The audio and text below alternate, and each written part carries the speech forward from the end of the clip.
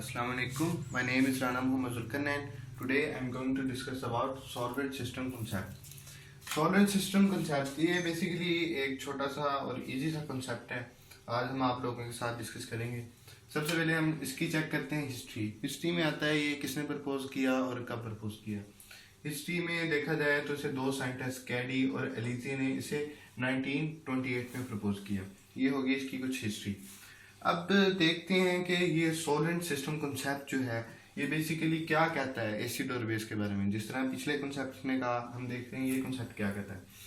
इस कॉन्सेप्ट में देखा गया है, ये कॉन्सेप्ट कहता है कि acid is a species that increase the concentration of cation relative to the solvent. ये कॉन्सेप्ट कहता है कि एसिड वो स्पीशी है जो कि सॉल्वेंट में मतलब केटाइन की कंसंट्रेशन को इंक्रीज करेगी. फॉर एग्जाम्पल और आगे हम देखते हैं बेस इसने कहा कि ये वो स्पीशी है जो कि सॉल्वेंट में एनाइन को इंक्रीज करेगी. फॉर एग्जाम्पल हमारे पास एक चीज़ है, हमें नहीं पता वो एसिड है वो बेस है वो क्या है, तो हम एक सॉल्वेंट ले लेते हैं तो हम उसके अंदर डालेंगे. अगर तो एनाइन को इंक्रीज करेगी तो वो बेस, अगर वो केटाइन को इंक्रीज करेगी तो वो एसिड. ये था इस थ्योरी का कुछ मेन पॉइंट जो कि एसिड और बेस को डिफाइन करता है. तो सबसे पहले बात यह कि it depends upon self ionization of solvent. ये डिपेंड करता है कि वो सेल्फ आयनाइज कैसे होता है.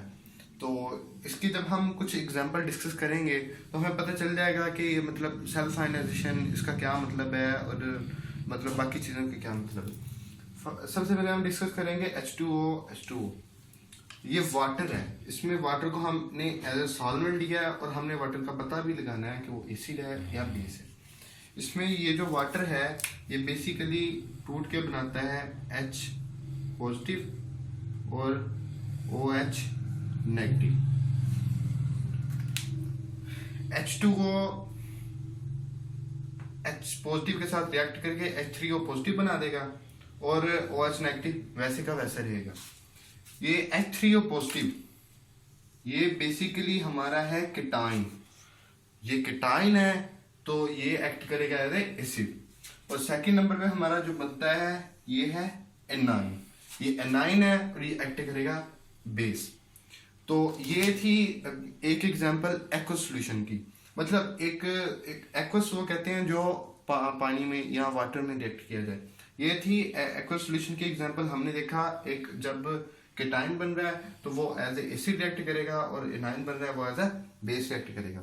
अब हम लेते हैं एक नॉन एक्वस सॉल्यूशन की. नॉन एक्वस वो है जो पानी के अलावा हम कोई रिएक्शन करवाते हैं. फॉर एग्जांपल हम लेते हैं अमोनिया की एग्जांपल. अमोनिया को हमने अमोनिया में देखा है कि अमोनिया सेल्फ आयनाइज होके क्या बनाता है. अमोनिया बेसिकली होता है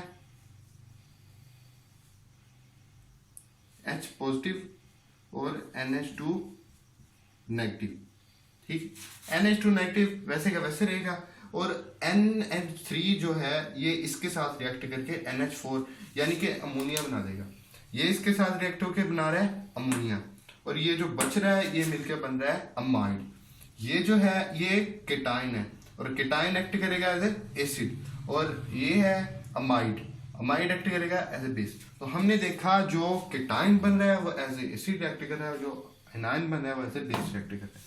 नेक्स्ट एग्जांपल हम देखते हैं इसकी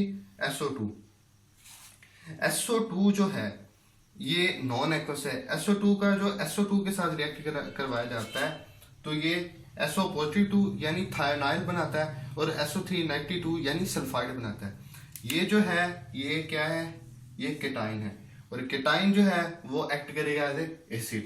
और ये क्या है, ये एनाइन है और एनाइन एक्ट करेगा एज ए बेस. ठीक है, अब नेक्स्ट देखते हैं N2O4. N2O4 को जब ये सेल्फ आयनाइज होता है तो ये नाइट्रस बनाता है और नाइट्राइट बनाता है. NO2 क्या है, केटाइन और केटाइन है तो एक्ट करेगा एज ए एसिड. और NO3 माइनस ये क्या है, ये एनाइन है और ये एनाइन है तो एक्ट करेगा एज ए बेस. इसकी एक और एग्जांपल हम लेते हैं H2SO4.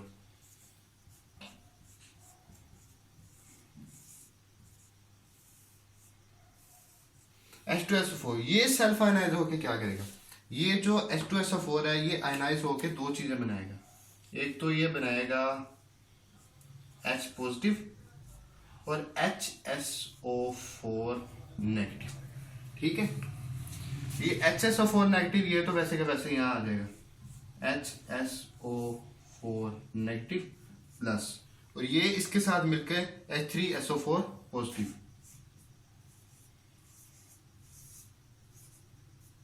अब ये क्या है, ये बेसिकली है एनाइन, ये एक्ट करेगा एज ए बेस, और ये बेसिकली क्या है केटाइन, और ये एक्ट करेगा एज ए एसिड।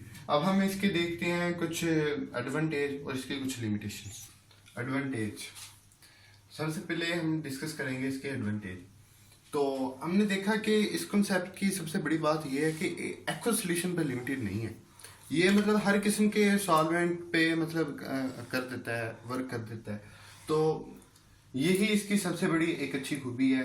तो मतलब कई कंपाउंड ऐसे होते हैं जिन्हें प्रिपेयर करने के लिए हमें सिर्फ पानी की ज़रूरत होती थी, तो हम पानी में रिएक्ट करने के लिए काफ़ी हमें मुश्किलात पेश आती थी।